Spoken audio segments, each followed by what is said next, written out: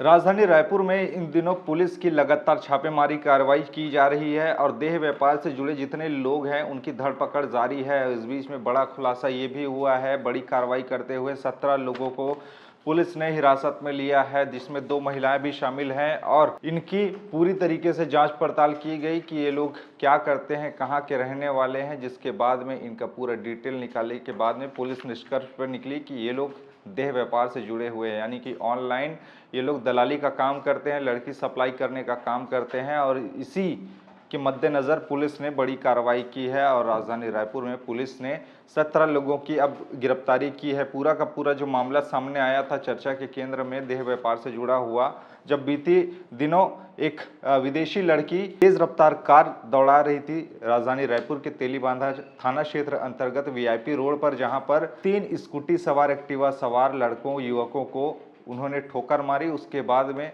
अस्पताल में एक की मौत हो गई और 2 गंभीर रूप से इस हादसे में घायल हुए थे, जिसके बाद में हिरासत में उस महिला को लिया गया था और उसके साथी भावेश जो कि वकील हैं उसको भी हिरासत में लिया गया और पूछताछ की गई। तब लड़की ने बताया कि वो उज्बेकिस्तान देश की रहने वाली है और वो यहाँ आई थी टूरिज्म वीज़ा पर और देह व्यापार से वो संलिप्त है और उसके आधार पर पुलिस परत दर परत मामले की जांच कर रही थी कि इस मामले में आखिरकार और कौन कौन से जुड़े हुए हैं। तो अब उसका तार पूरा का पूरा बिछा हुआ पाया गया और अंतर्राज्यीय स्तर पर यानी कि अलग अलग राज्यों में भी इसके तार जुड़े हुए हैं और कोलकाता से भी लोगों की गिरफ्तारी हुई है। जो लोग इस सेक्स रैकेट के जाल में थे वो लोग चला रहे थे, इस पूरे के पूरे सिंडिकेट को गिरफ्तार किया गया है। 17 लोगों की गिरफ्तारी हुई है, जिसमें से 2 महिलाएं शामिल हैं। पहले ही एक विदेशी लड़की का इसमें गिरफ्तारी हुआ है जिसने एक्सीडेंट किया था।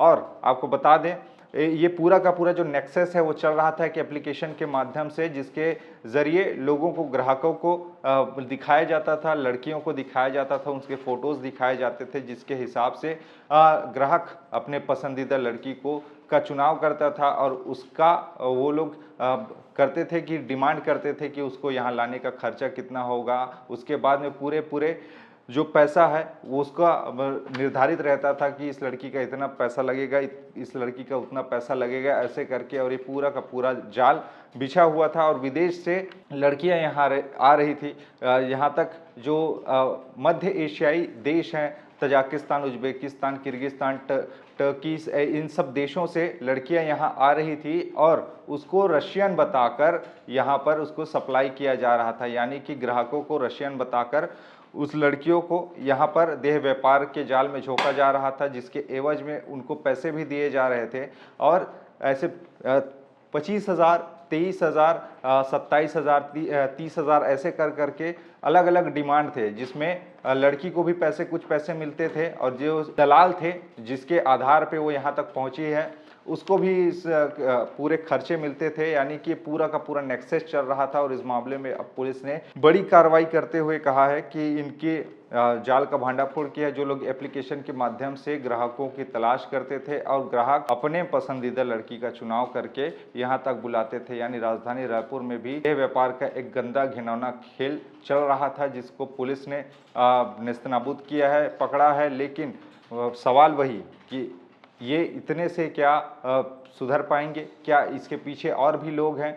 क्या और यहाँ पर चल रहा है, इस ढंग के रैकेट चल रहे हैं? ये बड़ा सवाल है। और राजधानी रायपुर इतना छोटा भी नहीं है कि इतने से ही सिमट जाए और कितने लोगों की आगे गिरफ्तारी होगी, ये देखने वाली बात होगी। इस पूरे मामले में अब पुलिस चाक चौबंद इंतजाम में है कि बाकी जितने लोग हैं जो और भी इससे जुड़े हुए हैं उनके डिटेल्स खंगाले जा रहे हैं, मोबाइल फ़ोन रखकर उनके सीडीआर खंगाले जा रहे हैं, किनसे बातें होती थी और कौन कौन इस पूरे मामले में लिप्त है। ऐसे करके पुलिस लगातार जांच पड़ताल में जुटी है।